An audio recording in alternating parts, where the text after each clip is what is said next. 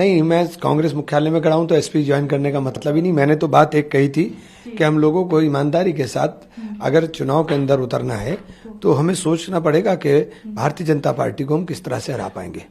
Bharatiya Janata party को हरा पाने में हम अकेले सक्षम हैं कि नहीं है, पहले हमें अपने दिल से पूछना पड़ेगा।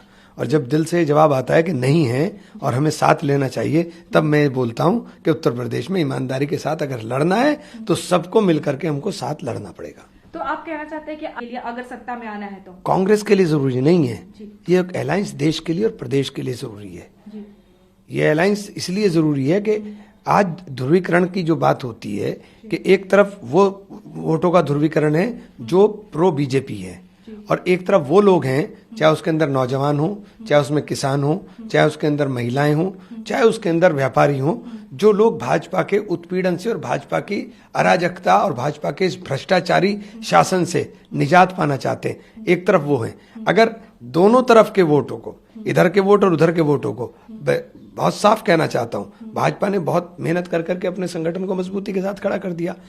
हम लोग अगर इस वोट के बिखराव को नहीं रोक पाए तो ये सीधा सीधा नुकसान भारतीय जनता को हटाने वाली ताकतों का होगा।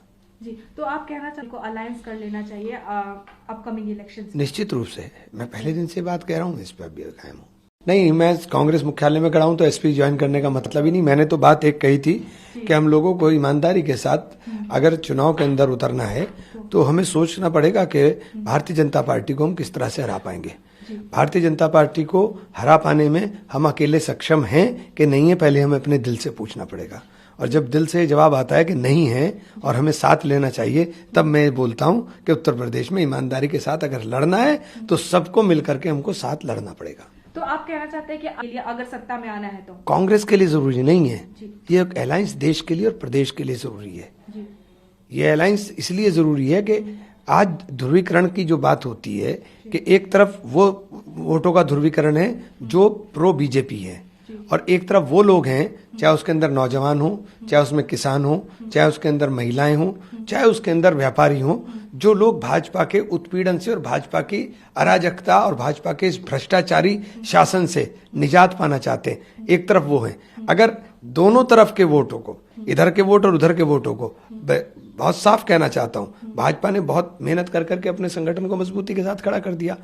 हम लोग अगर इस वोट के बिखराव को नहीं रोक पाए तो ये सीधा सीधा नुकसान भारतीय जनता को हटाने वाली ताकतों का होगा। जी, तो आप कहना चाहते को अलायंस कर लेना चाहिए अपकमिंग इलेक्शन? निश्चित रूप से, मैं पहले दिन से बात कह रहा हूँ, इस पर अभी कायम हूँ।